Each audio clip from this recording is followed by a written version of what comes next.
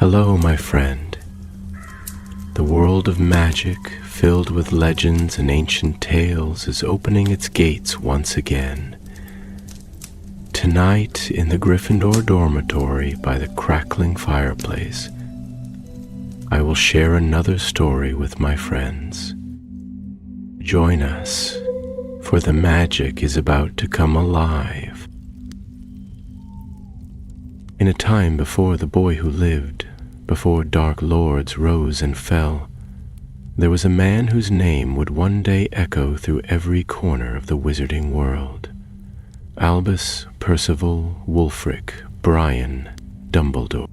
But on this quiet, windswept evening, he was simply Albus, wandering scholar, brilliant spellcaster, and a man with more questions than answers.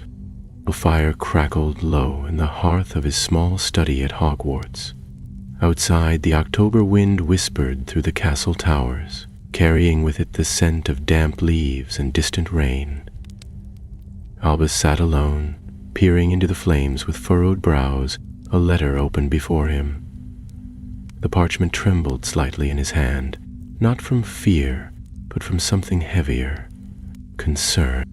The letter bore the crimson seal of the Department of Magical Anomalies, a quiet arm of the ministry that dealt with magic older than wand lore, older than even Hogwarts itself.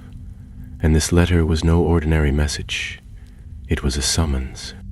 The fire Lotus has been taken. Those 6 words struck Albus harder than any hex. He leaned back in his chair, staring at the flickering shadows on the ceiling. The fire lotus. It was more myth than fact, a rare magical flower that grew once every century in the high mountains of Tibet. Legends claimed it held raw elemental power, the kind that could mend the broken or rend the world in two, and now it was missing. The message continued, brief and precise. The sanctuary where the fire lotus bloomed had been attacked. Its guardians were found unconscious, their memories fractured by powerful obliviation spells. All clues pointed to one man, a former Hogwarts student named Caradoc Moore, brilliant, prideful, and expelled for experimenting with dangerous forms of elemental magic. Albus remembered him well. Moore had been his student, talented beyond his years but restless, always looking to harness what others feared. After his expulsion, he had vanished into the far corners of the world. Now it seemed he had returned, with a purpose. A sharp knock echoed at the door. Albus flicked his wand, and it creaked open to reveal a short, nervous-looking wizard wrapped in a ministry cloak. His name was Thistlewick, and he reeked of urgency. "Professor Dumbledore," he said breathlessly, "the minister requests you leave tonight. We've prepared passage through the Flu network to Dharamsala. From there, the Himalayan outpost will guide you north." Albus nodded once, already rising. There was no time for hesitation. Whatever Caradoc Moore was planning, it had to be stopped before the fire lotus bloomed in full. Its awakening was not just dangerous, it was catastrophic. He packed lightly, a dragon-hide cloak for the cold, an enchanted compass that pointed to truth rather than north, and, of course, his wand, 12 inches of elder wood, old even then. Before departing, he paused at the portrait of Phineas Nigellus Black, who raised a skeptical brow at him. "Off on another errand to save the world, Albus?" Dumbledore gave a faint smile. "Just trying to prevent it from being unmade." With that, he stepped into the emerald glow of the Flu and vanished. The journey through the flames was swift and disorienting, the green fires spinning around him like stars in a storm. He emerged in a dark chamber beneath a remote wizarding inn in the foothills of the Himalayas. Snow drifted down from high windows, and the air was bitter cold. A guide awaited him. Tashi, a Tibetan witch with eyes like amber and a staff carved with runes. She greeted him with a solemn nod. "You're late," she said, not unkindly. "I'm never early," he replied, brushing ash from his robes. Tashi led him outside, where yak-drawn sleds waited under a moonless sky. The wind howled over the frozen cliffs as they began their ascent. For 2 days they traveled, through sleeping valleys and ruins swallowed by snow, until they reached the sanctuary. What had once been a garden of fire and frost was now scorched and silent. The outer wards lay shattered. Petals of ice still lingered in the air, residual traces of the Lotus's dormant magic. The elder monks who had guarded the blossom now sat in silence, their minds fogged by powerful memory curses. Dumbledore examined them gently, but could not undo the damage. The attacker had left no footprints, no trace, only a sigil scorched into the stone, a triangle made of black flame. Albus stared at it, lips thin. "Caradoc," he murmured.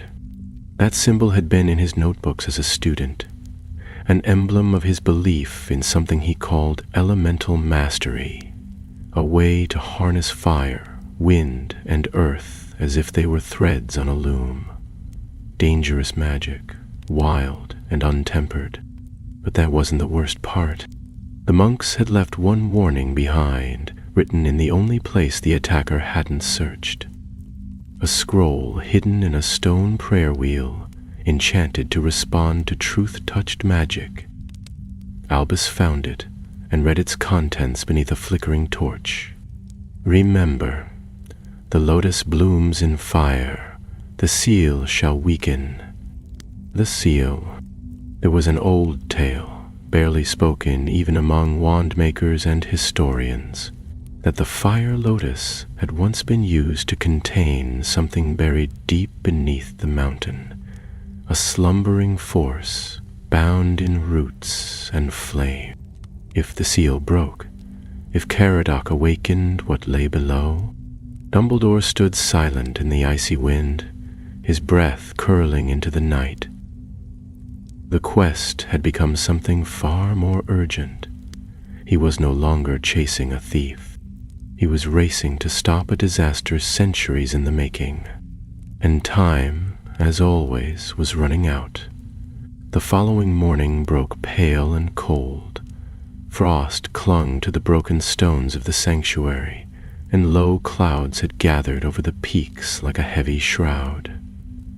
Dumbledore stood beside Tashi at the edge of the ruins, staring down into the ravine, where a narrow path led north into the deeper mountains. Beyond lay forgotten passes, long collapsed monasteries, and, if the stolen scrolls were to be believed, the entrance to the Cavern of 12 Flames, a place few dared speak of, and fewer still had ever seen.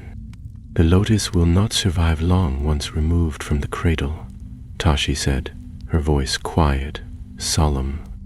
"It draws strength from this place, fire from the earth, ice from the air, light from the sky. But if Moore has found a way to feed it by other means, he may already be forcing the bloom."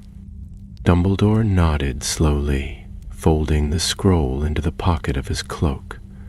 "And when it blooms," he murmured, "the seal begins to weaken." He and Tashi did not speak further. The time for talk had passed. Supplies were packed, enchantments cast, and by mid-morning they had set off on foot along the ancient trail. The path twisted and rose through sharp stone and whispering pines, flanked by mountain cliffs where snow leapt from ledge to ledge like falling feathers. Their breath hung in clouds before them, and their footsteps left no sound, muffled by centuries of sleeping frost. It was on the 3rd day that the trail began to change. The trees grew sparse, their trunks scorched and blackened. The air grew heavier, tinged with a strange warmth that did not belong at such heights. Even the wind seemed to falter, falling into silence. They found the remains of a camp in a narrow gulch, burned tents, shattered charms, and a broken staff etched with warding spells in old runes. Tashi knelt beside it and brushed away a thin layer of ash. These were sentries, she said, hired by the northern monks. Not powerful, but well-trained. Dumbledore examined the scorch marks. They were not natural. No ordinary fire left such clean, circular scars. This was conjured flame, controlled and precise. Elemental magic guided by a wand hand. He found something else, too, hidden beneath a collapsed tent. A length of blackened vine, pulsing faintly with reddish light. The root of the fire lotus.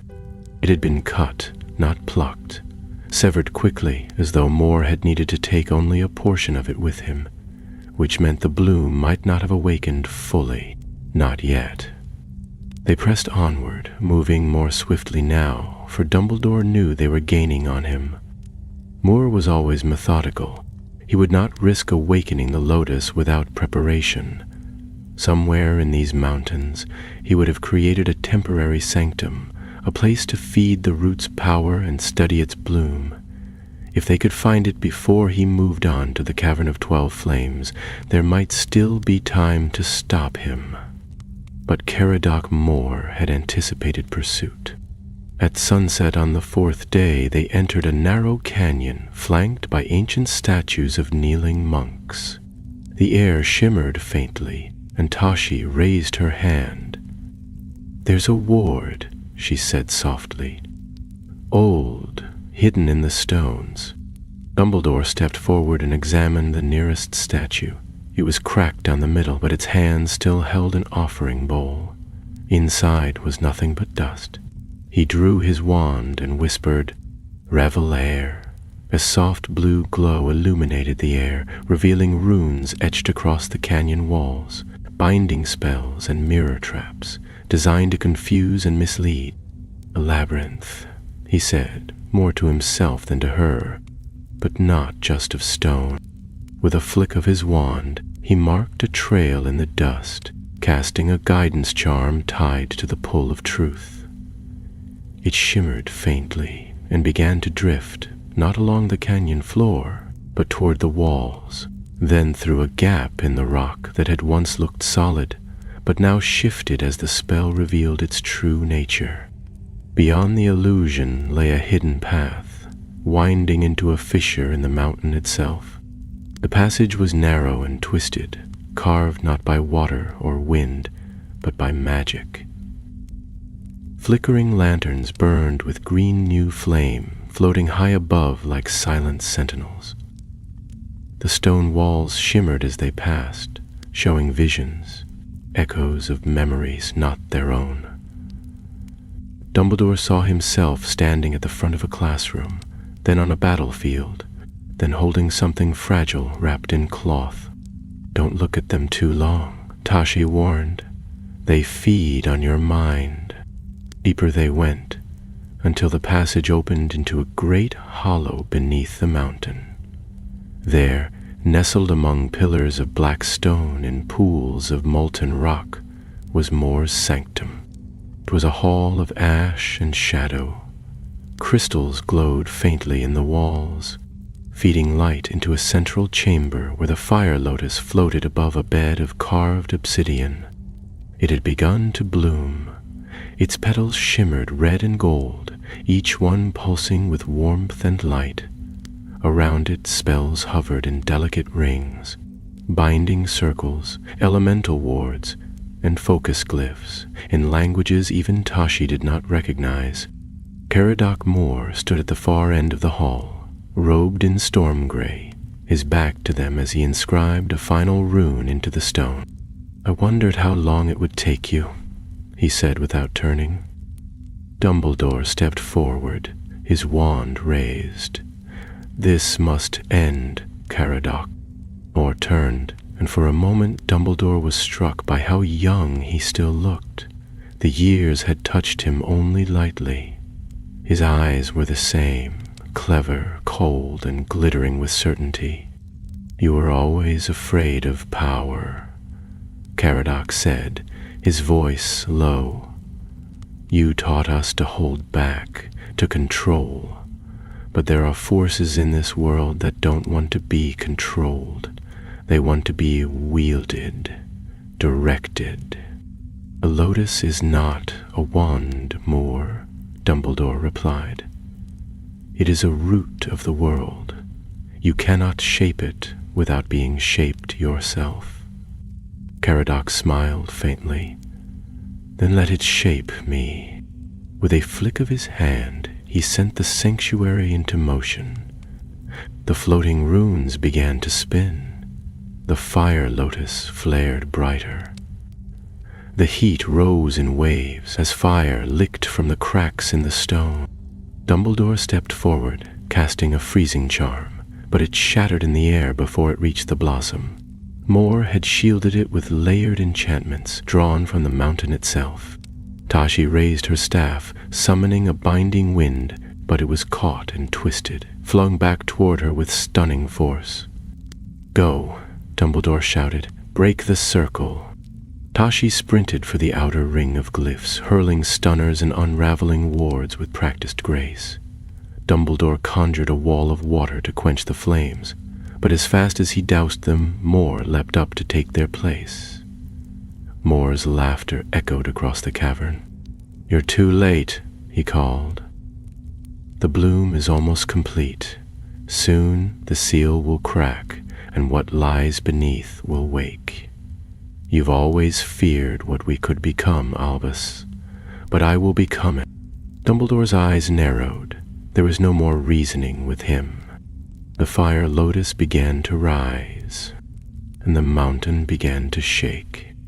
The mountain trembled beneath their feet as the fire lotus rose from its obsidian cradle, spinning slowly in the air, petals ablaze with gold and crimson. The heat became nearly unbearable. The sanctum, once still and silent, now hummed with ancient magic, the very stones groaning with pressure, as if something deep within the rock had begun to stir. Dumbledore adjusted his stance, bracing against the rumbling floor, and flicked his wand in a sharp arc. A freezing charm burst from its tip, striking a pillar of flame that had erupted near the far wall. But even as it dimmed, another sprang to life beside it. Caradoc Moore had tied the lotus's power to the very bones of the mountain, and every moment it bloomed further, the stronger the sanctuary became. Tashi darted between the spinning runes, using her staff like a blade, cutting through wards with sharp, precise incantations. Every spell she unraveled made the circle falter, and for a heartbeat the lotus would dip, its rotation stuttering, but Moore was quick. With every unraveling, he wove a counterspell, just as swiftly, reinforcing the circle before it could collapse. His eyes glinted with triumph as he turned to Dumbledore once more. You taught me how to understand the old magics, he said, his voice raised over the roar of awakening flame. But you never had the courage to use them. You speak of restraint, of wisdom. But power was never meant to sleep, Albus. It was meant to burn. It was meant to serve, Dumbledore replied, stepping carefully across a cracking stone ledge. His wand danced through the air, releasing a wave of binding light that coiled like a silver serpent toward the lotus, but again the magic was repelled. Sparks flew as the binding spell struck Moore's barrier and shattered into fading threads. The younger wizard tilted his head, smiling as though in pity. You won't stop me. You never could. Before Dumbledore could respond, the mountain gave a low, thunderous groan. Cracks raced across the ceiling, and molten light bled from the fissures. The fire lotus pulsed, and with each pulse, a wave of invisible force radiated outward, shaking the air like the beating of a giant heart. From somewhere deep below, a second pulse answered. Slower, darker, as if something ancient was stirring in its sleep. Tashi looked up sharply. The seal is thinning. I can feel it. So can I, Dumbledore said, his voice steady but grim. And if he wakes it fully, we won't be able to stop what comes next. With a sudden burst of movement, he raced forward, drawing from the deepest wells of his magic. His wand flashed silver, then blue, then a blinding white as he sent 3 spells in quick succession. 1 to disrupt Moore's enchantments, 1 to draw the Lotus downward, and 1 to shatter the support stones that anchored the runes. The first spell struck true, flickering through the air like a silver blade and splitting one of the rune circles cleanly in 2. The second wavered, resisted, then slowly began to pull the Lotus downward, inch by inch. But the third triggered the trap. Moore had rigged his sanctuary with fail-safes, layers upon layers of magic meant to punish those who interfered. As Dumbledore's spell shattered the anchor stone, a ripple of black fire surged through the air, striking him squarely in the chest and hurling him backward across the cavern floor. He struck the wall hard, the breath driven from his lungs, and for a moment the world swam in shadow. Tachi shouted his name and turned, but Moore struck before she could reach him. A lash of flame coiled from his wand, wrapping around her staff and ripping it from her hands. She fell hard, skidding across the stone, and the staff shattered against the wall in a spray of splinters and glowing dust. Moore advanced slowly, wand raised, and the Lotus burned brighter behind him. "I don't want to kill you," he said, voice cold. "I want you to see it, to understand it." Tashi spat blood and glared up at him. "You're no master of the elements, Caradoc. You're just a child playing with matches." He sneered and raised his wand again, but before he could strike, a flash of blue light slammed into his side. He staggered, barely blocking the second spell that followed, and whirled to find Dumbledore rising from the floor, his wand steady despite the scorch across his robes. His eyes burned with focused fury. "Enough," Dumbledore said. For a long moment the 2 wizards stood locked in silence across the chamber. The fire lotus hovered between them, pulsing like a living flame, and the mountain groaned again. Above, the ceiling cracked wider. Magma spilled through the openings, and a gust of sulphurous air rushed through the sanctum. Then, as if answering the Lotus's call, a deep sound echoed up from the depths below. A voice not of language but of presence, ancient and terrible. The seal was breaking. Moore's expression flickered. Confidence gave way to hesitation, and in that moment Dumbledore struck. His spellwork was elegant, relentless, and precise. Arcs of silver fire and binding ice woven together into a net of pure force. Moore deflected the first few, but he was on the defensive now, retreating with every step. Dumbledore drove him back toward the central plinth, the Lotus hovering just above it. At the last instant, Moore raised his wand and roared a blast of searing fire. But Dumbledore countered with a shield of crystalline water, and the flames hissed into steam. Tashi crawled to the broken remains of her staff, drew a small crystal from the haft, and whispered a charm into it. The crystal glowed faintly, then blazed with light, and all at once the sanctuary's false walls began to melt away. Moore's enchantments were weakening. Dumbledore seized the moment. With a single powerful word, he cast a binding charm older than the castle of Hogwarts itself. Moore's feet froze to the stone. His wand wrenched from his hand and clattered across the floor. The runes collapsed, the Lotus fell. It hit the plinth with a crash like shattering glass, and in that instant, the flames vanished. The pulsing stopped, the mountain fell silent. Moore collapsed to his knees, gasping, the magic drained from his limbs. Tashi rose shakily and crossed the chamber to the fallen blossom. Its petals were scorched and curled inward, its glow fading into ash. But below their feet, the mountain had not forgotten. The deep sound returned, louder, angrier. The seal had cracked, and something ancient had begun to wake. The chamber quaked beneath them. Dust fell in choking clouds from the cracks above, and a low, resonant groan echoed from the deep, like the breath of some enormous creature stirring after a long, dreamless slumber. Dumbledore lowered his wand, the light at its tip flickering uncertainly, and turned his gaze to the center of the sanctum, where the shattered remains of the fire lotus now lay dark and cold upon the plinth. Its magic, once fierce and bright, had bled away with the collapse of the rune circle, but its fall had come too late. Tashi moved beside him, still holding the glowing crystal from her broken staff, and glanced nervously at the widening cracks beneath their feet. A rush of warm air burst up from one of them, carrying with it the scent of ash and stone, and for a moment they both felt the shift in pressure, the unmistakable sensation of something rising. "We've stopped the bloom," Tashi said, her voice low, but not the awakening. Dumbledore gave a grim nod. The seal had been weakened, perhaps not fully broken, but damaged enough to rouse what it had been holding for centuries. If the legends were true, the fire lotus had been planted here not simply as a magical rarity, but as a living lock.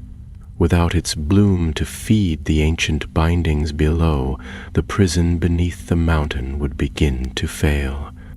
Caradoc Moore stirred on the floor, groaning faintly. The force of the binding charm had drained his strength, and now he looked up at Dumbledore with glassy eyes. There was no arrogance in his gaze now, only confusion, and perhaps the first threads of fear. "I didn't mean for this," he murmured, barely audible over the distant thunder. "You never do," Dumbledore replied, not unkindly.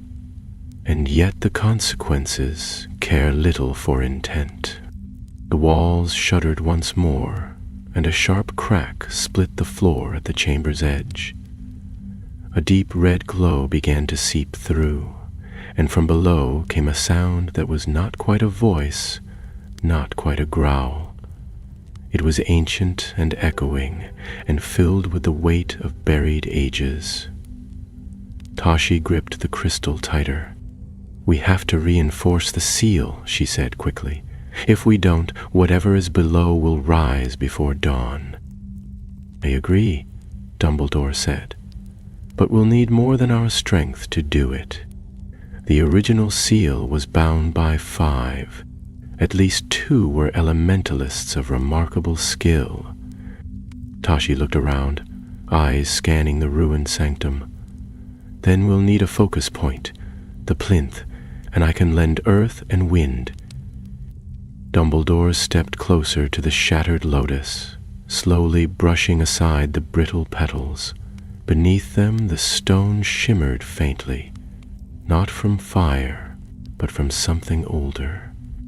An enchantment that had survived even the bloom. Carefully he placed his hand on the surface and closed his eyes. For a moment he felt nothing but warmth. Then a pulse. It was faint, but steady, like a heartbeat buried under layers of earth and time. The seal was still holding, just barely. "There's a trace of the root's magic left in the stone," he said. "Enough to bind to if we act quickly." Behind them, Caradoc stirred again, struggling to sit up. "You don't understand what's down there," he muttered. "It's not just old magic. It's alive. It thinks. It waits." Dumbledore turned, his eyes calm but sharp. "Then you should help us keep it sleeping." Moore hesitated, shoulders trembling. The pride that had once filled him had cracked.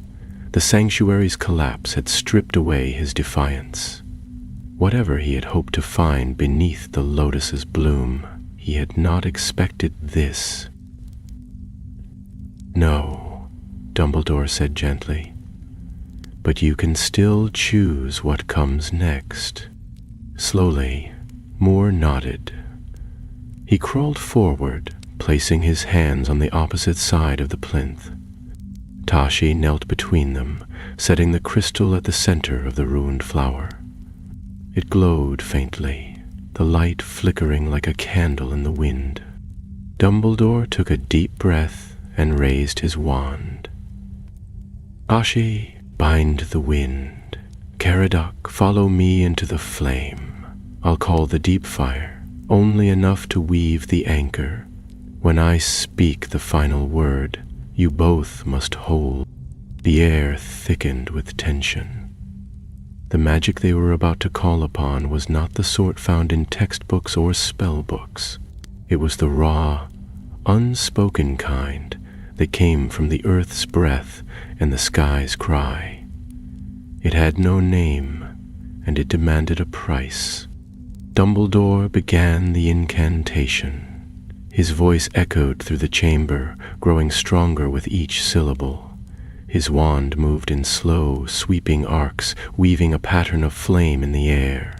Tashi followed, murmuring words in her own tongue, her palms glowing with green windlight. The crystal flared brighter.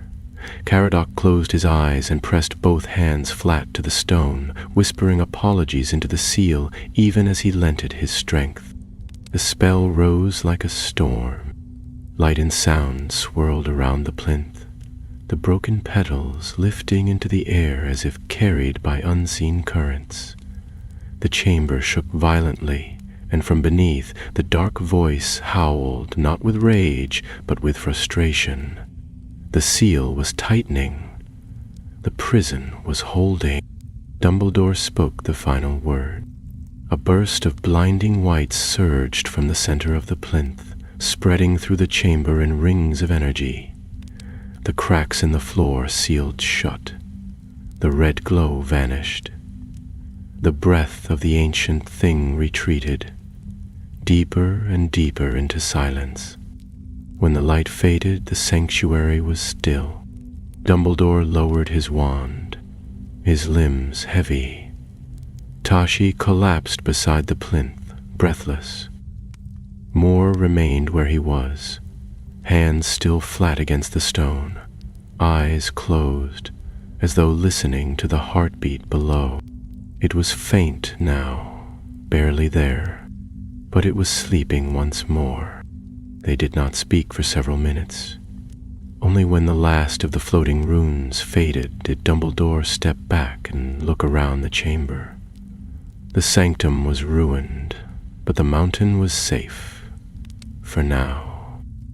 You said 5 sealed it, Tayashi said quietly, wiping soot from her face. We were only 3.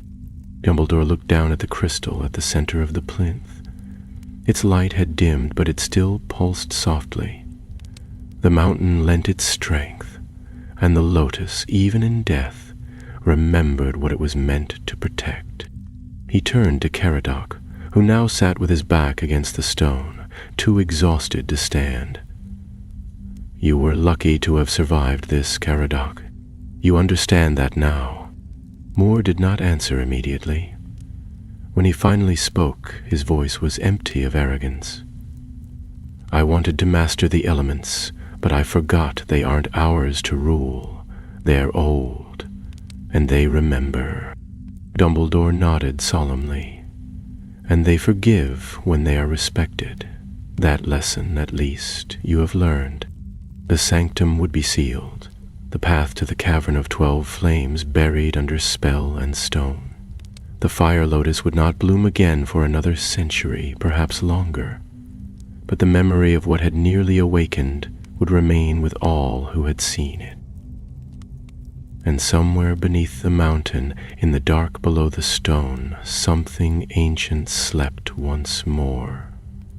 By the time they descended from the mountain, a thin veil of snow had begun to fall, swirling silently through the high passes like ash from a dying fire. The wind had changed.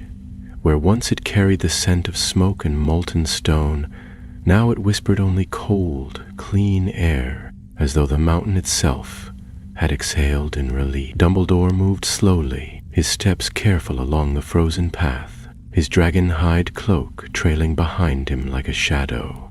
Tashi walked beside him, her staff reforged from the salvaged shards of the old one, now bound with silver wire and a new crystal drawn from the sanctum's floor.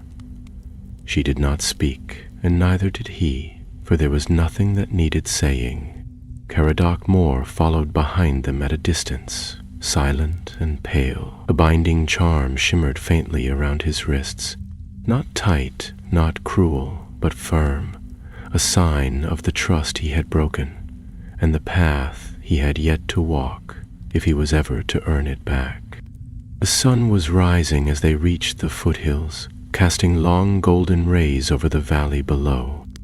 The ancient monastery where the fire lotus had once bloomed now sat in stillness, its walls scorched but standing, its guardians slowly recovering from the damage done. The monks greeted them without question, sensing the weight of the magic that still clung to the travelers' robes and skin, though their memories had been damaged by Moore's spells. Something in their expressions showed they understood more than they said. Dumbledore spoke quietly with their leader, a stooped man with clouded eyes and a voice like water running through stone. He accepted the news with a bow of the head, then placed both hands upon the earth in solemn thanks. The sanctum would be watched again, the paths would be closed, and the roots of the mountain would remain undisturbed. Later that day, as the sun reached its height, Dumbledore stood alone on a high outcropping of rock, gazing out across the white peaks. The wind tugged at his cloak, and his mind turned not to what had been won, but to what had nearly been lost. The seal had held, yes, and the lotus had been stopped from blooming fully, but the truth beneath the mountain had been revealed, and now that he had felt its breath, heard its voice, he could not forget it. Some things in the world were older than spells, older than the founders, older even than names. They waited in the deep places, patient and silent, until someone foolish or curious or desperate reached down far enough to stir them. Behind him, Tashi approached with soft steps. She offered him a flask of warm tea, which he accepted with a faint smile. "It's not over, is it?" she asked after a while, her eyes fixed on the horizon. "Even though we sealed it?" "No," Dumbledore said, sipping the tea. "Seals are only ever promises. They hold as long as someone keeps watch." She nodded, then looked over her shoulder toward the valley. What would happen to him? Caradoc? He considered the question. He'll face trial, as he must, but I will speak on his behalf, not to excuse him, but to remind the Wizengamot that repentance is not the same as redemption. He made his choice in the end. That must count for something. Tashi gave a soft hum of agreement. "And the lotus?" "Burned," Dumbledore said quietly, "its roots severed. It will not bloom again in our time, but someday, when the mountain breathes again, another may rise." The wind picked up slightly, whistling through the rocks with a high, mournful tone. Dumbledore glanced upward. A hawk circled overhead, wings outstretched in the golden light.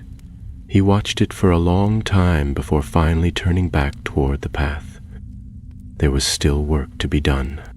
2 days later, they arrived at the edge of the wizarding village of Dharamsala, where a temporary ministry outpost had been established in a half-ruined fortress. The wizards there straightened at Dumbledore's approach, their faces brightening with relief. Reports had reached them through enchanted parchment and messenger owls, but no one had been certain of the outcome. When Dumbledore appeared at the gate, weary but unbowed, they stepped aside in reverent silence. Inside, Caradoc was taken into custody, not in chains, but under watch. He made no attempt to resist. Before they took him away, he turned to Dumbledore, his expression strange, part regret, part something like gratitude. "I thought I could control it," he said. "The power, the flame, all of it. But in the end, it controlled me." Dumbledore looked at him for a moment, then nodded. "Then remember that. Let it guide what you do next." With that, Moore was led away, and the doors closed behind him. That evening, Dumbledore sent a long message to the Department of Magical Anomalies, detailing everything they had discovered. He left nothing out, not the seal, not the voice in the dark, not even his doubts. The letter would be sealed with both wax and magic, delivered by hand to those few in the ministry who could understand the danger that still lingered beneath the mountain. He knew some would scoff, others would dismiss it as exaggeration, but a few would listen, and that, for now, was enough. The following morning, as the mist rose from the valley and the first bells of the monastery rang out in the cold air, Dumbledore prepared to return to England. Tashi met him at the edge of the Floo circle, offering a final bow. "You should return one day," she said. "Not to fight, but to see. The mountains remember those who walk them in peace." Dumbledore smiled. "Perhaps I will." And with that, he stepped into the green fire and vanished. The familiar warmth of the flow faded as the room solidified around him. He was back in his study at Hogwarts, the fire still crackling in the hearth, though it had long since burned down to coals. He set down his traveling cloak, placed his wand carefully on the desk, and sank into the worn armchair beside the window. Outside, the forbidden forest swayed in the breeze, and owls wheeled silently through the fading light. He closed his eyes for a moment, listening. The mountain was far away now, but its voice still echoed faintly in his thoughts, not as a threat, but as a reminder. There were things in this world that should not be unearthed, and there were those who must remain watchful. Autumn deepened its hold over Scotland, casting golden light across the castle grounds as the leaves turned from green to rust and crimson. The long grass around the lake was silver with morning frost, and the air held that sharp, stirring scent that only came in late October. At Hogwarts, life resumed its usual rhythm.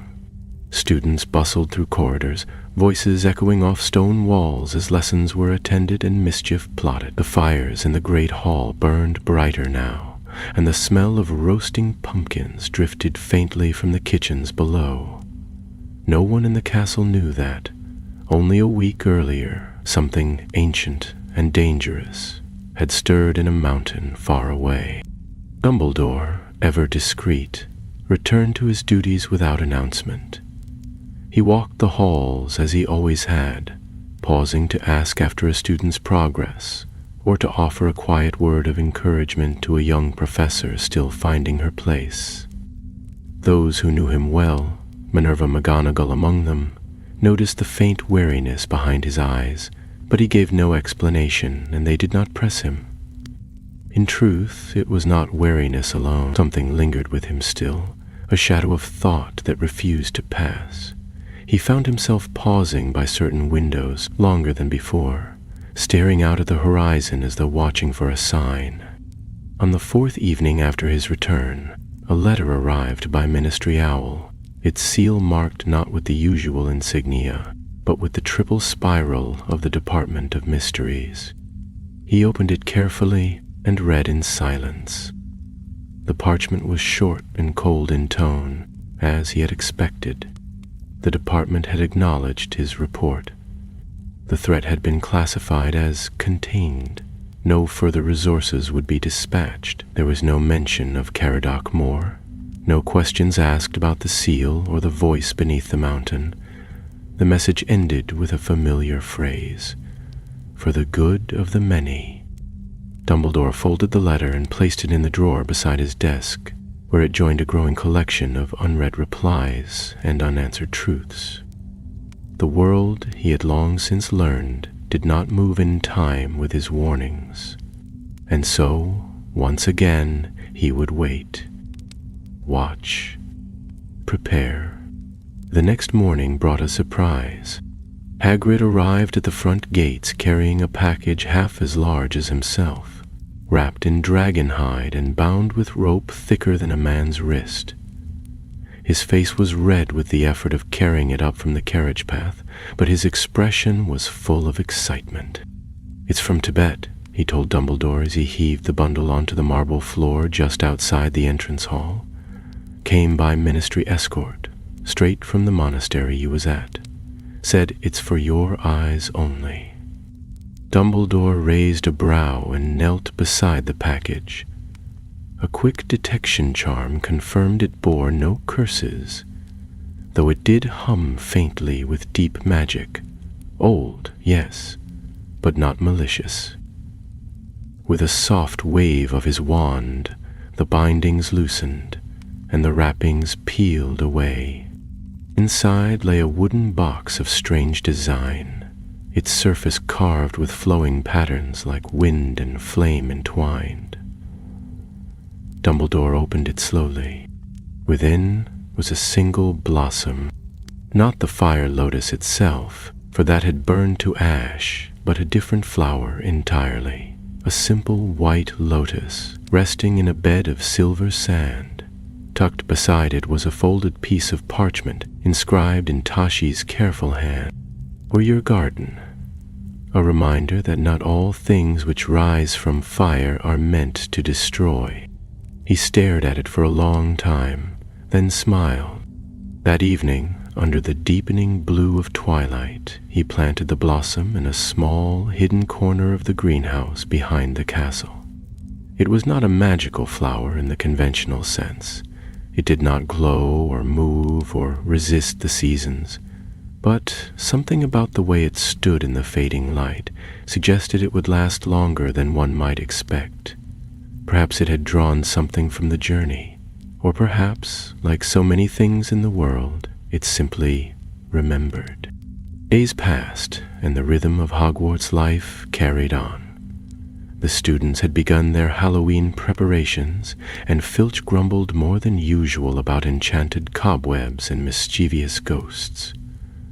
But in the background, hidden behind Dumbledore's calm smile and whimsical remarks, the events of the mountain continued to stir.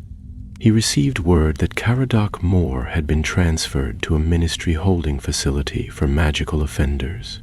The preliminary trial was scheduled for late November, though no one expected it to be public. Dumbledore had already agreed to appear as a witness, not to defend Moore's actions, but to speak of what he had done when it mattered most. Redemption, after all, was not a single act, but a path, and sometimes those who strayed furthest were the ones most in need of a lantern to guide them back. One evening, after supper, he sat alone in his study, with Fawkes perched silently beside him. The Phoenix had returned only a day ago, as he always did after Dumbledore had faced danger. Now the bird was still, watching with dark, knowing eyes as the old wizard reread his notes about the seal and the sanctum and the thing beneath the mountain. He had copied everything into his private journals, not for the ministry, not for publication, but for those who might come after him. The dangers that slept in the world would not always stay silent, and when they rose again, someone would need to remember. As he closed the book and laid it gently on the shelf beside others just like it, a thought occurred to him. An old memory, not of spells or legends, but of something his own mother had once said when he was very young. "Fire is not only for burning, Albus. It warms, it lights, it forges, but even the brightest flame must know its purpose, or it will consume everything in reach." He looked to the window, where the lights of the castle twinkled in the deepening dark. Somewhere beyond those walls, students laughed and learned and dreamt, unaware of how close the world had come to waking something ancient. And Dumbledore, as always, stood watch. The weeks that followed passed in relative quiet, though it was a kind of stillness Dumbledore never trusted entirely. The castle moved as it always had, floors shifting, portraits gossiping, staircases behaving with fickle moods. And yet beneath the ordinary bustle of Hogwarts, a subtle tension lingered. It was not in the walls or the weather, but in the air itself, like the pressure before a storm that had yet to break. Dumbledore noticed it most when he passed by the greenhouses late in the day. The white lotus Tashi had sent remained upright and untouched by the cold, its pale petals closed tightly as though in meditation.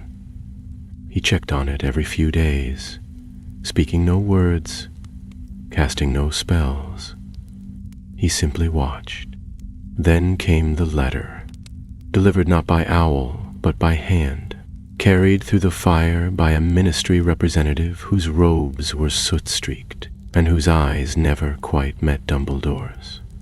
It was short and carefully worded, bearing the dry, officious tone common in department correspondence. The Wizengamot had reviewed Caradoc Moore's case, though his actions had been reckless and dangerous, and though the breach of magical law was beyond dispute, his final efforts to restore the seal and prevent the awakening had been considered as part of the ruling. He would not be sent to Azkaban. Instead, a different kind of sentence had been agreed upon: magical exile. For 10 years, Caradoc Moore would be stripped of his wand and forbidden to enter any region under the jurisdiction of the International Confederation. He was to remain in isolation at a secure, warded location in the Falkland Islands, monitored, yes, but not imprisoned. The council considered it a compromise between punishment and mercy, and the letter ended with the words, "Case closed." Dumbledore placed the parchment aside and gazed thoughtfully into the fire. He had known the verdict before it came. The Ministry, for all its fear of old magic, preferred quiet solutions to difficult truths. They would rather bury a mistake than discuss it openly. Still, exile was kinder than Azkaban, and perhaps, it would be enough. He hoped Caradoc would find time in that isolation to understand the difference between power and purpose. News of the verdict never reached the students, of course. Such matters were not the concern of young witches and wizards still grappling with transfiguration theory and Quidditch rosters. But among the professors, whispers spread. Some believed Caradoc had been treated too lightly. Others, knowing nothing of the voice in the mountain or the flickering fire of the Lotus, thought the entire affair had been exaggerated. Dumbledore offered no defense, nor did he speak against them.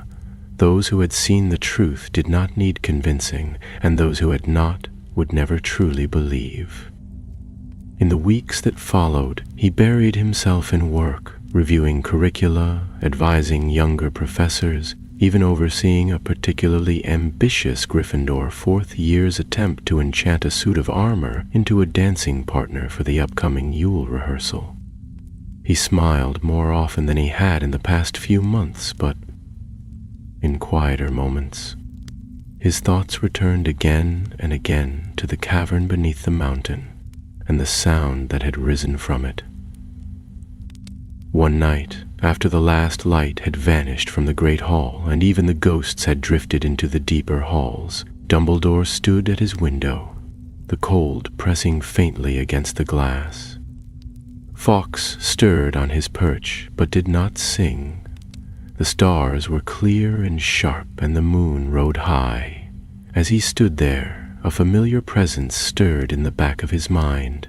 Not a voice, not a sound, but a memory of heat, of a distant pulse that beat in time with something far older than men or magic. He turned and made his way slowly down to the 7th floor corridor, where the room of requirement lay hidden behind an ordinary stretch of stone wall. He paced 3 times before it, thinking not of danger or battle, but of knowledge. Ancient knowledge, the kind buried in runes and folded into the breath of the earth. When the door appeared, he stepped through. The room that met him was not the one he expected. It was a narrow, domed chamber, lined with shelves of scrolls and stone tablets, and in the center stood a single pedestal. Upon it rested a map, vast, faded, and edged in copper leaf. It was not of the world as it existed now, but as it had once been. There were no borders, no cities, only the bones of the earth, mountains, rivers, deep trenches carved into the sea, and in the places where great magic had once been kindled, symbols glowed faintly, spirals, flames, circles entwined with lightning. The Himalayas glowed brightest of all. Dumbledore stepped forward and studied the mark there. It pulsed softly, like a heartbeat, and for a moment he thought he heard the whisper of the wind that had howled through the sanctum's ruined vault. He touched the mark lightly, and a shimmer of memory rose before him. Not a vision, but a feeling, the same presence that had stirred in the mountain, waiting, watching, bound for now. He withdrew his hand and closed his eyes. So many believed the age of legends had passed, that the world no longer held such secrets. But the fire had not gone out. It had only moved deeper, into places most dared not tread. The seal had held this time, but others might not. The lotus was only one blossom among many, and as the old stories went, when the roots of the world began to stir, it would not be with a whisper. It would be with flame. He left the room in silence, the map still glowing faintly in the darkness behind him. Back in his study, the fire had nearly burned down to embers. He stirred it once with his wand, and flames leapt back to life. Then he sat, opened a fresh journal, and began to write. Not just of what had happened, but of what might come. Not warnings, but preparations. Not fear, but understanding. For he knew that the days ahead would bring more questions than answers, and those who would one day inherit the world must be ready to face the ancient truths it held. Outside, the castle slept. The snow began to fall again, and the watch continued. The first snowfall of November arrived in the night, coating the towers and turrets of Hogwarts in a soft, white hush. By morning, the grounds lay wrapped in silver, and the lake's surface gleamed beneath a thin sheet of ice. Students woke to the sound of bells and the muffled thud of boots in the courtyard, their voices bright with excitement as they gathered for the first snowball fights of the season. The usual chaos of morning classes was made more lively by enchanted scarves that changed colors with one's house mood, and Filch, red-faced and muttering curses under his breath, chased a trio of fourth years who would charm the entrance hall staircase to sing every time someone stepped on the third stair. It was in this oddly cheerful atmosphere that Professor McGonagall found Dumbledore seated in the staff room, a mug of cinnamon tea steaming in his hand, and a half-written letter on the small table before him. She entered with her usual brisk step, snow still melting from the hem of her cloak, and gave him a sharp look over the rims of her spectacles. "I take it you've heard the rumors," she said without preamble. Dumbledore folded the parchment carefully, set down his quill, and motioned for her to sit. "If you mean the ones involving dragon eggs being smuggled into the Slytherin common room, I have. If you mean the others—" He paused, tilting his head slightly. "Perhaps you'd better tell me." McGonagall sat with a rustle of tartan and lowered her voice. "The Department of Magical Anomalies has been quietly recalling their foreign agents. Word is, there was a second disturbance, this time in the Carpathians. Not as large, but similar. Elemental flare. Local wizards claim they saw light rising from beneath the mountains. blue fire, wind that sang like a voice. Dumbledore's expression did not change, but a faint crease appeared between his brows. And was anything awakened? They say no, but the seal was damaged. A team of elementals repaired it before it could fail entirely. She hesitated. There was mention of a rune, the same triangle. For a moment, Dumbledore said nothing. He sat back in his chair, fingers steepled beneath his chin, and stared into the fire. The triangle made of black flame had been Caradoc's mark, yes, but it was older than him, older than Hogwarts, older even than the language it had first been drawn in. He had believed once that Caradoc had created it himself. Now he wondered if the boy had merely found it and mistaken it for inspiration. "The lady won't say so," McGonagall continued, her voice lower now, "but some of the field agents believe it wasn't just Caradoc, that someone else is trying to wake them." Dumbledore nodded slowly. "If the seals are breaking in more than one place, then someone is tampering with the lattice, and that is no small matter." He rose and moved to the window, drawing the curtain back with a thoughtful hand. The snow continued to fall gently outside, coating the ground in pale, unbroken layers. Students in wool cloaks moved in small clusters along the path to herbology, their breath puffing in the cold air. It seemed impossible, sometimes, to reconcile the quiet beauty of the castle with the truth he had seen. But the world was never simple. Beneath every garden, something always grew in shadow. McGonagall stood beside him, arms crossed. "Do you believe Caradoc had help?" "No," Dumbledore replied at last, "but I believe he may have had a guide." She looked up at him, frowning. "You think he was led to the fire lotus?" "Toward it," he said softly. Caradoc always believed power was meant to be found and wielded, but he was no fool. He wouldn't have risked the mountain unless he believed he was ready. Something gave him that confidence. Something whispered to him where the lotus could be found and how to awaken it. McGonagall's face darkened. And now someone's whispering again. He did not answer, but the silence spoke for him.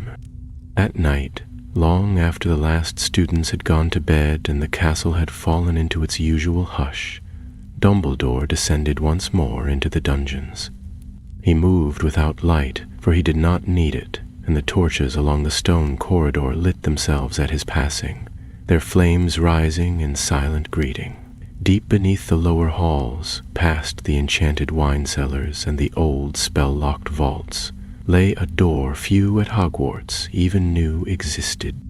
It was round, carved from black granite, with no keyhole or handle. Upon its surface were carved 7 symbols: wind, fire, water, earth, time, silence, and truth. Dumbledore raised his wand and spoke each name aloud in the ancient tongue.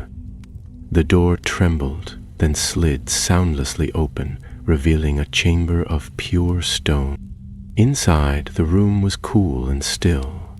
Along the walls hung scrolls and enchanted maps, and in the center stood a circular basin, an older cousin to the Pensieve, though it held not memory but presence. It shimmered faintly, reflecting not his face, but a shape of flame coiled like a sleeping serpent. Dumbledore stepped forward and placed both hands upon the edge. "I know you are not bound by chains," he said quietly, "only by the will of those who remember." The flame within the basin stirred, curling upward like a question. He stared at it, unblinking. "You whisper in the dreams of those who crave power. You offer secrets in the language of ash. But this time, the world is watching, and I am still here." The flame flickered, then sank again, and the basin stilled. Dumbledore stood for a long time in the quiet, then turned and left, the door sealing shut behind him with a soft rumble of stone. The next morning, snow covered the castle in a thick, unbroken sheet. The students awoke to find icicles hanging from the eaves and the forbidden forest draped in white. The great hall was filled with floating snowflakes that never melted, and Hagrid's latest batch of oversized pumpkins had frozen solid, one of them cracking straight down the middle during breakfast. But far beneath the surface of the castle, in a sealed room behind a granite door, something still watched. Not with eyes, not with thought, but with patience and fire. The days slipped by as November ripened, bringing with it darker mornings and evenings that fell swiftly into shadow. Candles burned longer in the classrooms now, and the enchanted ceiling in the great hall often showed a silvery sky streaked with clouds, heavy with the promise of more snow. For most at Hogwarts, the season brought comfort, rich stews in the kitchens, woolen scarves charmed to warm at a touch, and lessons that grew slower in pace as the holidays approached. But for Dumbledore, there was no such easing of mind. He spent his nights in study, not of curriculum or school affairs, but of signs, anomalies in magical weather, minor tremors in forgotten corners of the earth, odd disturbances in ley line flow. He consulted maps that had not been unfolded in decades, scrolls that smelled of dust and deep libraries. The patterns were subtle, but they were there, like footprints beneath fresh snow, leading always toward the edges of the known world. There were certain places, remote, ancient, often abandoned, where the magical foundation of the earth thinned. These were not dangerous in themselves, but they served as windows, and Dumbledore had begun to suspect that someone or something was peering through. Late one evening, as he returned from the dungeons, he found a letter waiting upon his desk, unmarked by owl or post. The parchment was old, its edges curled, and it smelled faintly of pine and cold ash. There was no name upon it, but the handwriting was unmistakable. Caradoc Moore. Dumbledore seated himself, unfolded the note carefully, and began to read. You were right about the voice. It did not speak in words, but in want. I thought it was leading me towards something I could control, but the truth is, it never spoke to me, only through me. The dreams have not stopped. Even here the fire waits. I write not to ask forgiveness, but to warn you. It is looking for another, and next time it will not need a seal to open the door. There was no signature, only a single black triangle drawn beneath the final line. Dumbledore read the message twice, then placed it slowly into the drawer beside the others. He closed the drawer gently, his expression unreadable, and sat back in his chair. Fawkes let out a soft trill from his perch, a song that echoed faintly with sorrow and warning. Outside the window, the forest stirred under the wind, and clouds rolled across the moon. The next day, Dumbledore summoned his most trusted contacts in the magical community, those few witches and wizards who understood the quiet danger of ancient magic and who could be relied upon to listen rather than dismiss. He sent messages to the Arithmancer Circle in Alexandria, to a reclusive rune scholar in Iceland, and to an old dueling companion who now lived in seclusion near the ruins of Babylon. Each letter was written in his own hand, and sealed with a charm known only to the Order of the Fifth Flame, a loose network of magical guardians too old and too secret to be part of any ministry record. By evening, he had received 2 replies. The first confirmed that a similar rune had been found etched into the rock beneath a collapsed monastery in the Caucasus Mountains. The second was shorter and more urgent. There is movement beneath the rift of size. The wards are thinning. We've begun preparations to reinforce the lattice, but the tremors are growing. Send what aid you can, soon." Dumbledore tapped the letter once with his wand and it vanished into flame. He knew the rift well. It was one of the oldest fault lines in magical topography, a place where the world's magical core twisted and gathered in dangerous coils. It had been sealed 5 centuries earlier with the help of 4 elemental masters and an entire coven of binding mages. If that seal was weakening, then the world might soon face not just fire, but fracture. He returned to the room of requirement that night, asking again for the chamber of the old map. When the door opened, the map was already awake. Lines glowed along its surface, the symbols of ancient sites now flickering one by one as disturbances echoed across the earth. Dumbledore studied them in silence. He knew he could not be everywhere at once, but he could prepare. At his desk, he began compiling a list of students, not yet of age, but with the makings of something more. He reviewed records, watched their movements during lessons, noted how they behaved when they thought no one saw. There were always a few, every generation had them, the quiet listeners, the curious risk-takers, the ones who sensed magic not just in books or spells, but in the very air around them. He made no decisions yet, but the list took shape slowly. He was still writing when a soft knock came at the door. It opened a moment later to reveal Professor McGonagall, her expression stern, but not alarmed. "Sorry to intrude, Headmaster, but there's a visitor in the entrance hall. Says she was told to find you." Dumbledore looked up, brows lifted. "A visitor? At this hour?" "She says her name is Tering Norbu, from Dharamsala." Dumbledore stood at once, his chair sliding back without a sound. He crossed the corridors with surprising speed, robes trailing behind him like smoke.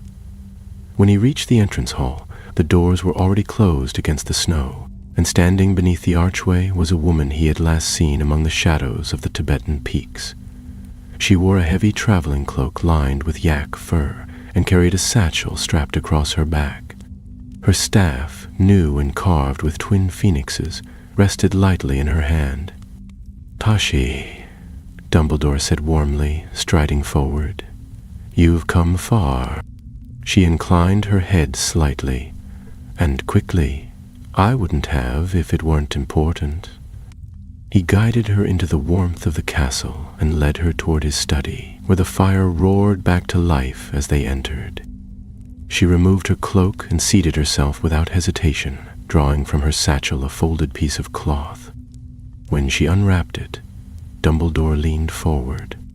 It was a stone shard, no larger than a man's palm, but covered in runes. "I found this 2 days ago," Tashi said, "near the ruins of a watch post in the eastern Himalayas. It wasn't there before. It's not natural rock. It's forged, layered, ancient." Dumbledore examined the markings. They were the same: spiral flame, triangular crown, serpent root symbols from an age when magic was shaped more often by instinct than by incantation. He brushed a thumb across the stone and felt it warm, as though it had been buried beside a fire. "Someone left it for you to find," he said. Tashi nodded. "And I believe it's a warning." They sat in silence for a moment, both staring at the stone. Finally, she spoke again. "The seals are breaking, slowly, but it's happening." "And the Watchers?" Dumbledore asked quietly. "Scattered.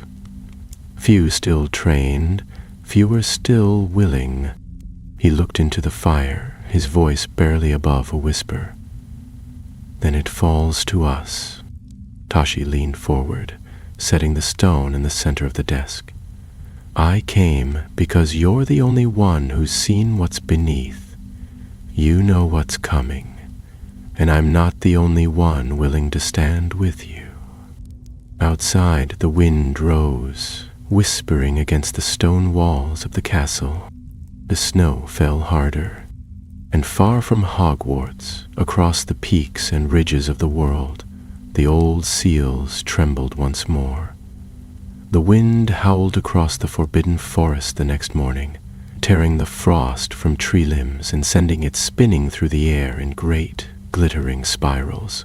Hogsmeade lay quiet under a thick blanket of snow, its chimneys smoking gently, and at the castle windows students pressed their noses to the glass, eager for the next trip to the village, unaware of the gathering storm beyond the mountains. Inside the castle, beneath the ordinary bustle of breakfast and first lessons, Dumbledore and Tashi sat in the headmaster's study, poring over the shards she had brought and the reports now steadily arriving from across the globe. Dumbledore had sent word to his old contacts the moment Tashi presented the fragment. The runes on the stone were ancient, yes, but not unfamiliar to those who studied pre-founding magic. Within a day, messages had returned, some urgent, others fearful. One from the eastern steppes of Russia confirmed that another shard had been found near an ancient standing circle long thought dormant. Another came from a scholar in the Andes, who claimed to have felt a tremor in the ley threads, so strong it cracked a barrier stone that had been in place since the days of the early shamans. Everywhere, the signs were appearing. The bindings were thinning. Tashi, seated across from Dumbledore in a high-backed chair that had once belonged to Phineas Nigellus, spoke softly as she turned the stone fragment in her hands. Each site matches an ancient convergence point.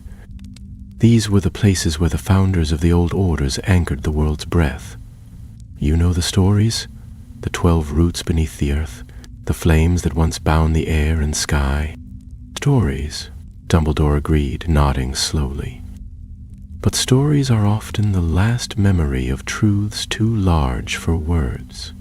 He gestured to the glowing parchment beside him, which showed a rough map of the known world, ringed with golden threads of magic. We've always believed that magic simply flows, but that's never been the whole of it. Magic is held together by intention, by memory, by choice. The ancient ones understood that. They didn't just cast spells, they wove the world. Tashi's eyes flicked to the parchment. And now someone is pulling at the threads. Yes, he said, tapping one of the golden strands with the end of his wand. And if enough threads are undone, the entire tapestry collapses. At that moment, the door to the study creaked open, and Professor McGonagall entered, looking brisk and windblown. She held a sealed scroll in one hand, bearing the crest of the Department of Magical Anomalies. Her expression was unreadable, though Dumbledore knew her well enough to catch the flicker of unease in her eyes. "A message just arrived," she said, handing the scroll to him. "From the director herself." Dumbledore broke the seal and scanned the contents quickly. The message was precise, without pleasantry. A breach has been confirmed in the northern spiral. The warding stones at the base of Mount Elbrus have failed. 4 sentinels are missing. The local bindings have collapsed. We are preparing a containment effort. Request your presence. He handed the scroll to Tashi without comment. "The spiral?" she asked quietly. "That's one of the deep ones. One of the 12, Dumbledore said, and one of the 3, believed to be unbreakable." McGonagall's brow furrowed. "I thought that place was sealed before Merlin's time." "It was," Dumbledore replied. "But even Merlin did not dare touch its core. He only strengthened the bindings around it. The spiral was never a prison. It was a well, a place where the magic of the world turns inward, deep and cold." Tashi stood, her voice steady. "Then we go at once. I will inform the ministry that you've left the castle," McGonagall said. "They won't be pleased, but they'll listen." Dumbledore smiled faintly. Tell them I am taking a brief educational sabbatical in the interests of global safety. Preparations were made swiftly.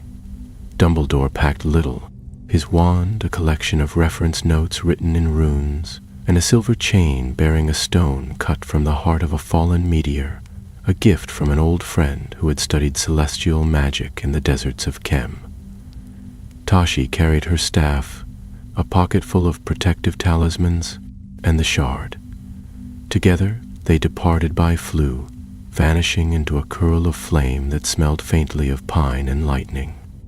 They arrived in the Russian outpost just after dusk, stepping from the hearth into a chamber cut from black basalt, its walls etched with warding circles and cold runes that shimmered blue in the low light.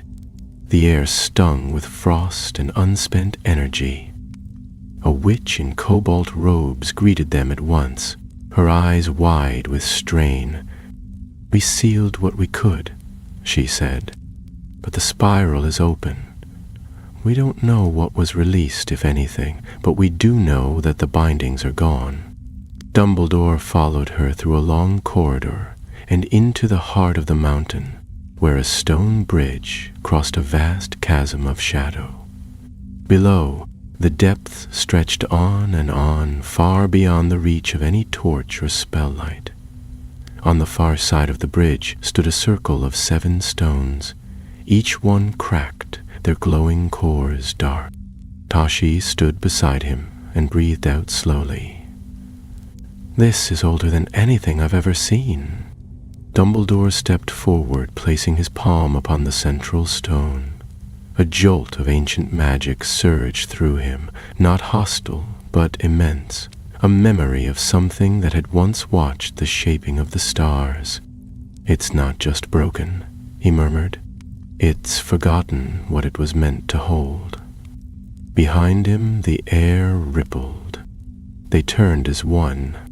From the shadows, something stepped forward, not a creature, not a person, but a presence cloaked in the shape of a man. Its body was wrapped in old robes, burned and blackened, its face hidden beneath a hood of soot, but in its eyes, twin orbs of molten gold. There burned a memory older than fire. "You've come late," it said, in a voice that was not a voice, but the crackle of flames on ancient stone. "The bindings are gone. The root has awakened." Tashi raised her staff. "Who are you?" "I am what remains," it replied. "I was the last voice of the fire beneath. I spoke to those who would listen. One listened too well."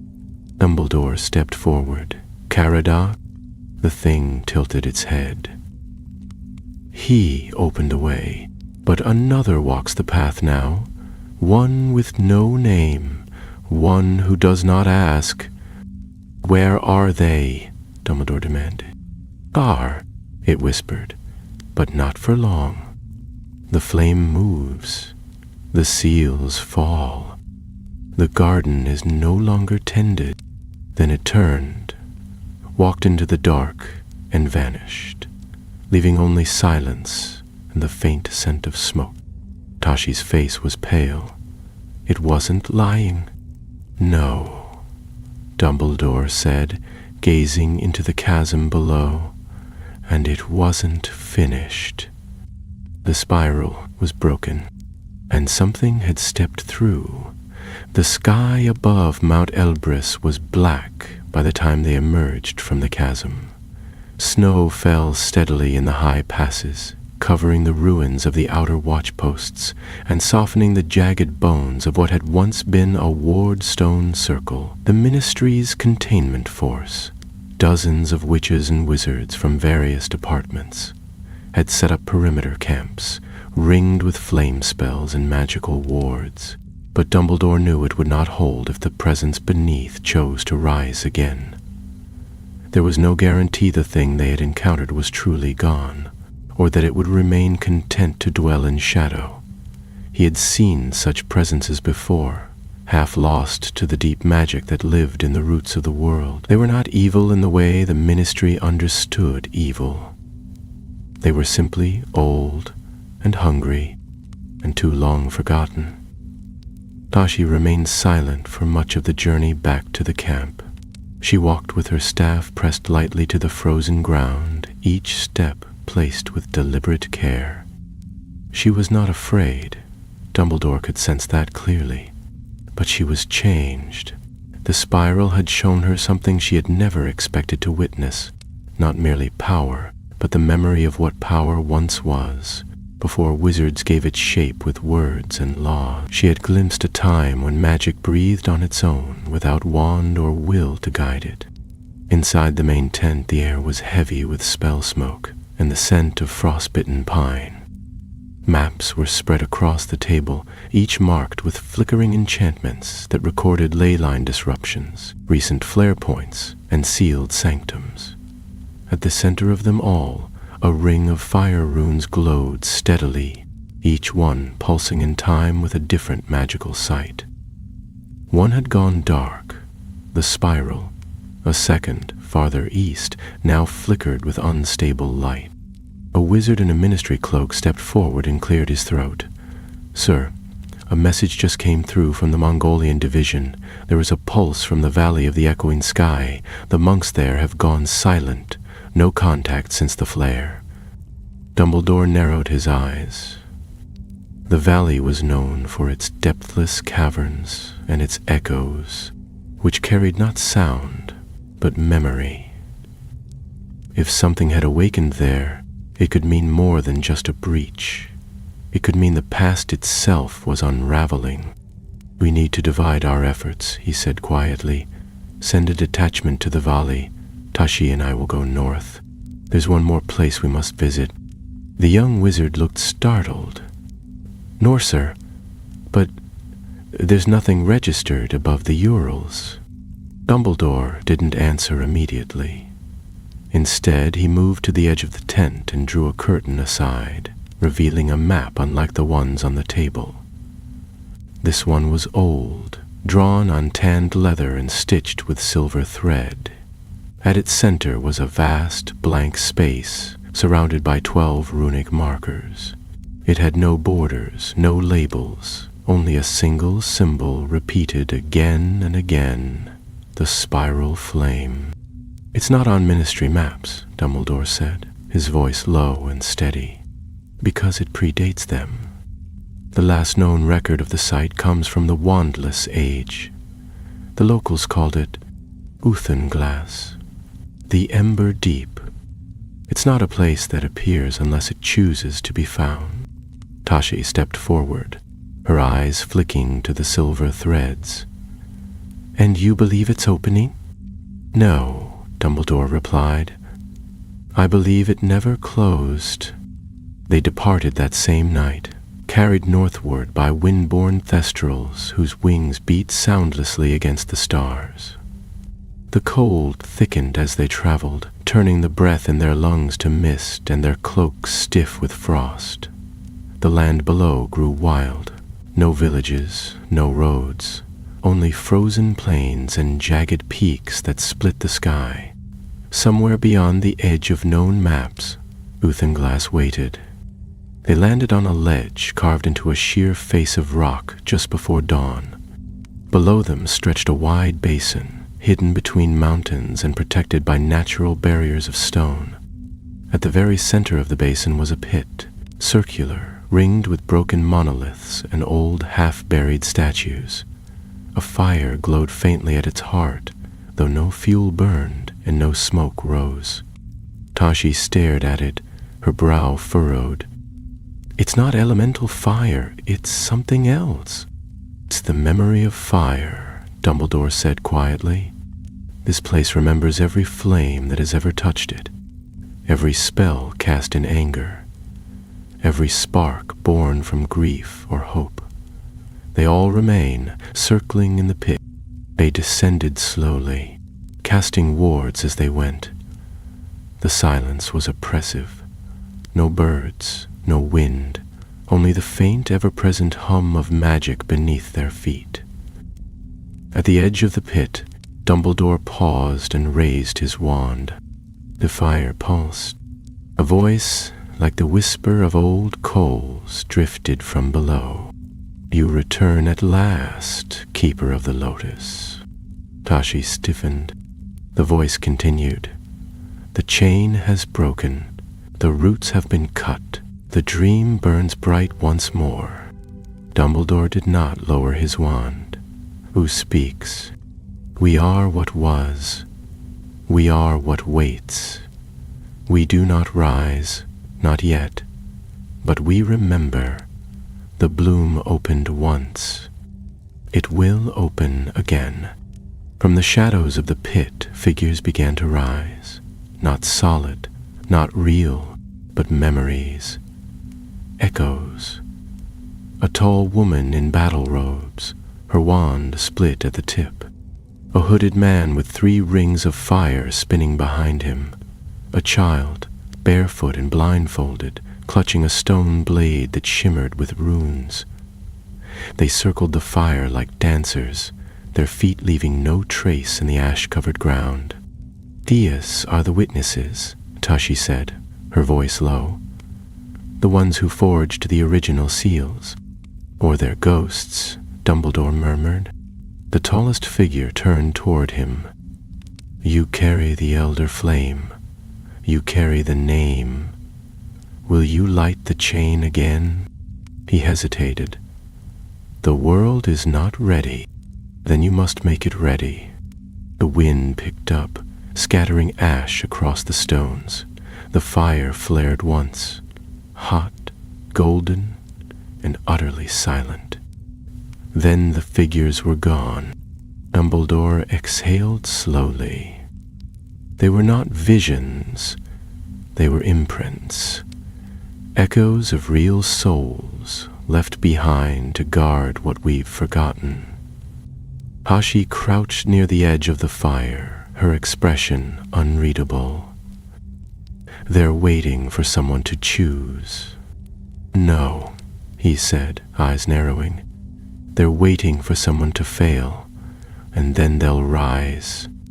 He stepped back from the pit and turned to her. "We must return to Hogwarts. There are things I must begin before the next seal breaks." She gave a single nod, and together they ascended the path, leaving the ember deep behind them. But even as they rose, the fire below continued to burn, untouched by time or wind. And far across the world, in places hidden by snow and sand and silence, other fires stirred in answer. When Albus Dumbledore and Tashi returned to Hogwarts, the first snowstorm of winter had already passed. The grounds glistened with fresh powder, and long icicles clung to the eaves of the castle like frozen fangs. Smoke rose gently from the chimneys of the greenhouses and towers, and the air was filled with the smell of pine and beeswax from the floating wreaths hung in every corridor. To the students, it was an ordinary December. Frosted windows, approaching holidays, and the anticipation of feasts and merriment. But within the walls of the headmaster's office, there was little cause for celebration. Dumbledore stood at the tall window behind his desk, one hand resting on the sill, the other holding the shard Tashi had brought him weeks before. It was colder now than when it first arrived. The runes carved into its surface still pulsed faintly, but the light had dimmed, as if the magic within were preparing for sleep, or for something worse. Behind him, Tashi was speaking in low tones to Professor McGonagall, who had kept the school running with precise efficiency in his absence. They exchanged a few quiet words before the door clicked softly shut, and Tashi stepped to Dumbledore's side. "They'll come here next," she said. He nodded. "Not with armies, not with banners or spells, but with dreams, with whispers, just as they did before." She watched him for a moment, then asked, Do you think Caradoc knows what he's done? I think he will, Dumbledore replied. Perhaps not yet. Perhaps not for years. But the fire he touched did not leave him. That kind of flame doesn't go out. For a time, neither of them spoke. The castle was quiet. Only the occasional gust of wind rattled the windows, and somewhere far below the distant laughter of students echoed faintly. Dumbledore turned from the window and crossed the room, retrieving from a shelf a thick, leather-bound book marked with no title. He opened it carefully and revealed a list of names, students past and present. Some were crossed out, some were underlined. At the bottom, a few new names had been added in neat, looping script. Tashi leaned over and read them without speaking. She recognized one or two. Bright, watchful children who had already begun to show signs of deeper awareness, of magic that moved through them differently than it did through others. Dumbledore tapped his wand gently against the parchment, and the list shimmered once before sealing itself again. I will watch them, he said softly. Train them, guide them, not in battle, not in prophecy, but in memory. They must understand what we are protecting, not just from danger, but from forgetting. He returned the book to its shelf and gazed once more at the white lotus that bloomed quietly in the corner of the room. It had not withered, though the cold had deepened. Its petals remained unblemished, each one smooth and pale and strangely luminous, as though it remembered its kin and still stood in defiance of what had been lost. We cannot stop what's coming, Tashi said quietly, but we can slow it. We can prepare the next guardians and remind them, Dumbledore added, that the oldest fires were meant to warm, not burn. A sudden knock broke the stillness. It was Professor Flitwick, out of breath and clutching a scroll. He handed it to Dumbledore without a word, and though he said nothing aloud, his eyes betrayed what the scroll would reveal. Another flare, this time in South America, near the remains of a temple long buried beneath forest and vine. The seals were breaking faster now. Dumbledore dismissed Flitwick with a nod of thanks and watched him go before breaking the seal. The message was short. The flare had subsided, but a figure had been seen in the ruins, hooded, silent, watching the trees. No magical signature remained after the figure vanished, but the locals had found a mark on a stone pillar, a triangle of black flame. He placed the scroll beside the others and sat down heavily in his chair. His fingers steepled beneath his chin and his eyes were distant. It's spreading, Tashi murmured. Yes, and whoever walks ahead of the fire, they are moving quickly. She looked at him with a calm, unwavering expression. What will you do? Dumbledore did not speak for several moments. Then finally he said, I will write. He rose once more, drew parchment from his desk, and began composing letters, some to old allies, others to names known only by code. Messages to watchers, to guardians, to the last remaining stewards of the original seals. He wrote of what had been seen, what had been heard, and what would be needed. Not commands, not demands, only truth, shared in the hope that truth once remembered might still serve as a defense. Tashi watched him work, then turned toward the fire. The flames danced in silence, casting shadows that flickered like wings. She did not sit, nor did she leave. She stood sentinel, as she had once done before a sanctum, as the fire lotus burned in bloom and nearly broke the world. Outside, snow began to fall again, covering the grounds in a fresh layer of white. The lake froze over once more, and the forbidden forest swayed beneath the weight of winter. Inside the castle, students slept, unaware of the storm gathering beyond the mountains and oceans. But in the highest tower of Hogwarts, a light remained burning. And far beneath the earth, in the ember deep and in the broken seals of forgotten sanctuaries, the old fires stirred, waiting.